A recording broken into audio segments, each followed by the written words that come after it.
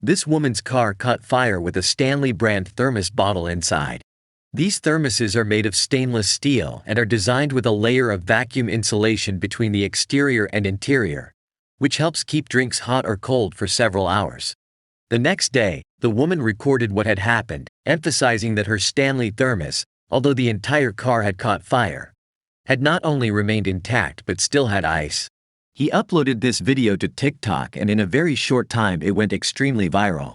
Even Stanley's own CEO made a response saying that he would give him a new car and brand products for life.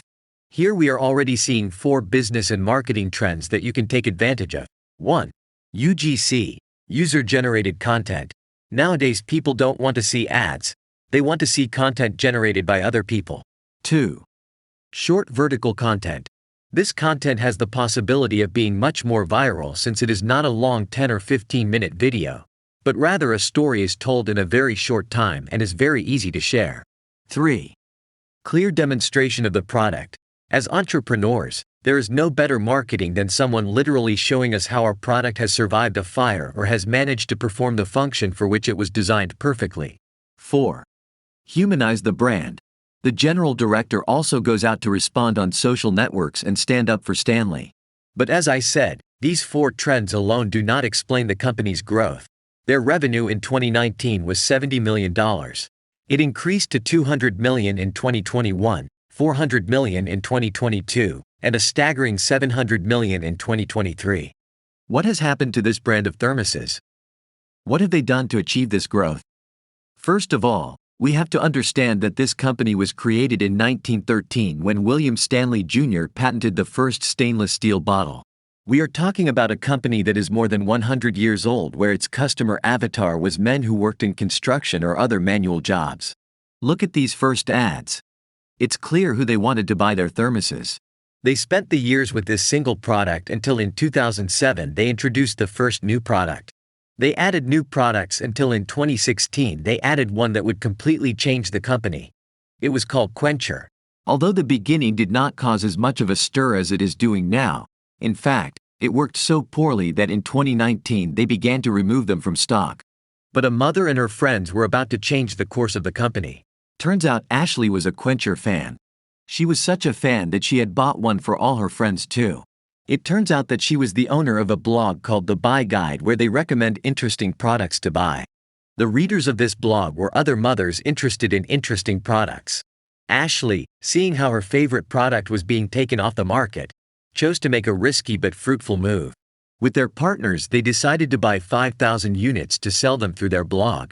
They wrote an article called 40 Ounces of Perfection and decided to give a few to influencers, among whom was Emily Maynard, a participant in the American reality show called The Bachelor.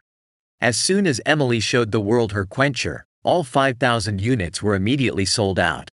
This, as you can imagine, caught the attention of Stanley's CEO, who decided not to overlook the opportunity in front of him.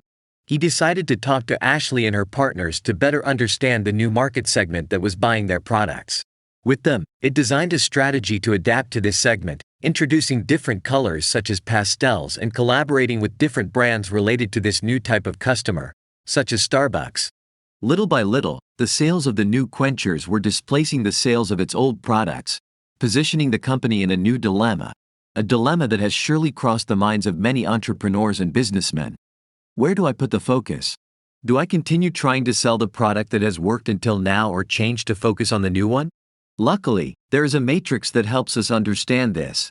It is called the Boston Consulting Group matrix.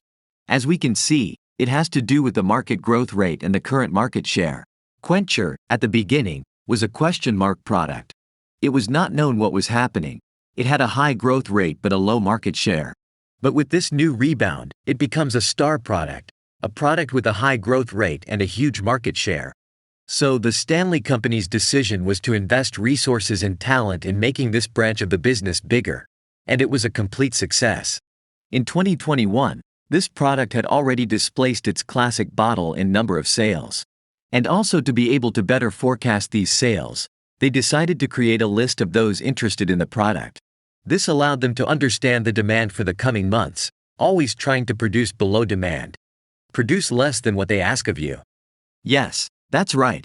You see, an important lesson in this type of product is to understand why people are buying from us. People don't buy Stanley just for its functionality. There are hundreds of similar products on the market. They are buying it because of the status that carrying one of these products gives them, even going so far as to collect all the colors and models. And in a time where social media has become part of our lives, showing the world your possessions has become part of our identity. That is why it is important not to produce more than what they ask of you. If you do, sooner or later you will lose exclusivity and everyone will be able to get theirs. Even in a time of extreme demand, they placed a limit of 2 per order on the website, and this worked, as sales continued to grow. In 2022, they went further and decided to listen to their new customers to modify the product, making it fit even more to their needs. And they bet on the virality of TikTok, hiring an agency dedicated to making them grow in this aspect. They have even launched a line of personalized Stanleys called Stanley Create and have continued to collaborate with influencers in their segment, ending 2023 with more than $700 million in revenue. Now, not everything is pretty. When something rises so fast, it can also fall very fast.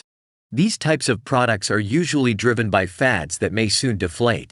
But hey, no one can deny that they have known very well how to surf this wave. And now let's look at 3 key lessons. 1. The ability to adapt to new customers. When an opportunity appears, as happened to Stanley, there are many companies that decide to simply ignore it or think that, well, it was a stroke of luck and a few extra units sold. They bet on this new segment, understanding that the market share was huge. 2. They have known how to humanize the brand. The director has shown his face in several interviews and from time to time participates on social networks. That humanizes a lot, and in the 21st century it is what has to be done to reach more people and have more trust. 3. They have understood very well why their customers buy, deciding to limit demand at an exact point so as not to saturate the market. This is a magnificent case that leaves us many lessons on how to surf on social networks. Good virality. See you in the next one.